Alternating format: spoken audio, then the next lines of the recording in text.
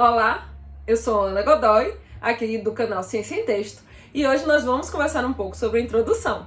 Se você não segue a gente aqui no canal ainda, clica no sininho e dá um like nesse vídeo. Para mim, a introdução, ela precisa ter aspectos que eu digo que são aspectos essenciais. Então são 5 eixos norteadores, que é a caracterização do seu problema. Esse aspecto precisa ser bem trabalhado. Além da caracterização do seu problema, você precisa trazer informações epidemiológicas que contextualize de forma mais objetiva o impacto desse seu problema em nível mundial. Ainda a plausibilidade biológica, ou mecanismo biológico, ou o sentido daquele problema para a saúde pública. Então são eixos que você deve abordar também numa introdução. E, além disso, a justificativa é que nós já temos um vídeo aqui no canal e o objetivo. Então, esses 5 eixos, você não pode deixar de trazê-los de algum modo na introdução para que convença o leitor. No primeiro item, a caracterização do tema é você tentar trazer quais são os aspectos que podem levar aquele evento, aquele fator, aquela hipótese, e quais são os efeitos daquele problema para a população, para a saúde pública. Então é como se fosse da seguinte maneira: você está construindo uma casa. Essa casa ela precisa ter a base e o alicerce. Se você não tem uma base muito bem estruturada, toda a casa pode não ficar muito, com a estrutura muito boa e cair. Então, cair é o pior desfecho que você quer que aconteça com uma casa. Então, o artigo, você precisa trazer esses elementos na caracterização.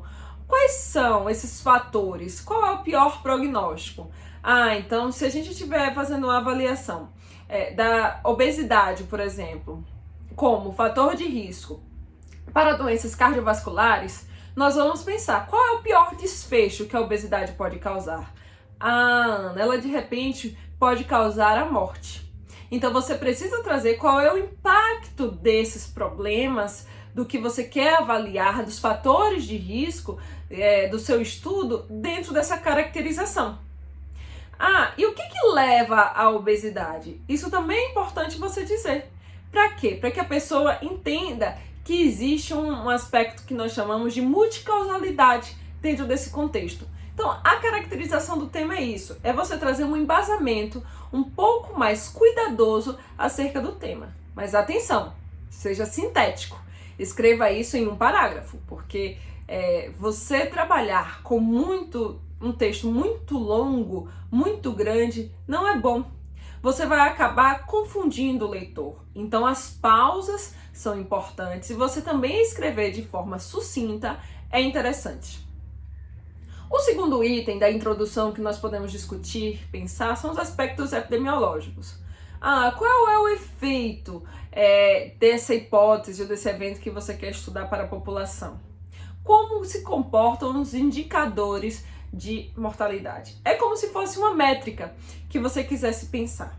Ou então os indicadores de morbidade. Então, conectando isso a um exemplo da vida prática da gente, é assim: quando você vai comprar um produto novo, que você vai numa loja, normalmente hoje a gente acessa a internet, e aí, a partir desse acesso à internet, você vai buscar se o produto é de qualidade, se foi bem avaliado, se não foi bem avaliado, se o serviço foi bom, se não foi bom. Então é um pouco isso, é você sentir se aquele serviço ele é de qualidade ou não, para que você tome a decisão de comprar aquele produto ou não. A introdução, você tem que vender esse peixe. Você tem que justamente dizer que o seu tema é importante. Por quê? Ou ninguém ainda estudou esse tema da forma que você está pretendendo estudar, e esse reflexo pode ser não ter indicadores, não ter dados sobre esse tema. Então, você precisa dizer que há uma ausência de indicadores epidemiológicos, por exemplo, e trazer os poucos indicadores que existam sobre isso. Ou ainda, você pode pensar sobre qual é o impacto epidemiologicamente pensando desses indicadores para a população.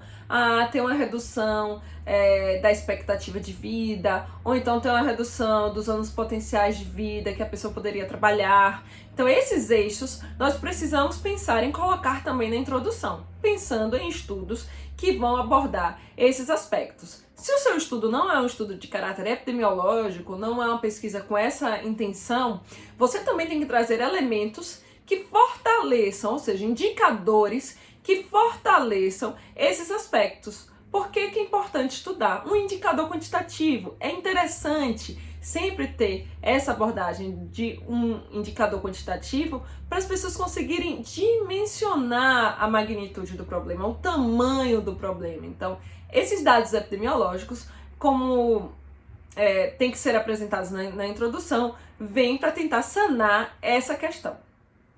Um outro ponto é a plausibilidade biológica, ou mecanismo biológico, ou a plausibilidade para a saúde pública. Porque nem sempre a gente vai ter realmente um mecanismo biológico claro para poder discutir e colocar na introdução. Mas o que você tem que trazer quando você tem uma hipótese? São esses elementos. O que causa aquele evento? Qual é a clareza dessa informação na literatura? É como um exemplo de você pensar assim: eu vou fazer atividade física. Se eu fizer atividade física, eu vou poder ter melhores resultados para a minha vida. Então, qual é o mecanismo biológico da atividade física? Aciona a serotonina, que melhora o meu desempenho, então reduz os níveis de estresse, melhora o sono. Então, consegue perceber que você, praticando atividade física todo dia, vai ter uma melhor qualidade de vida. Então, a sua plausibilidade biológica tem que ser em torno desse aspecto.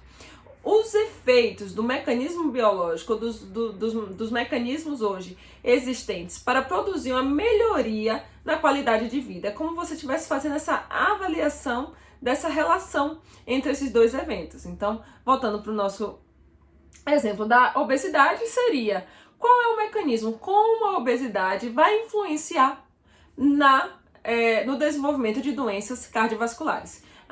Então é um processo inflamatório que vai causar uma série de disfunções metabólicas, e essas disfunções metabólicas podem interferir no sistema cardiovascular e, por conseguinte, desenvolver uma doença cardíaca.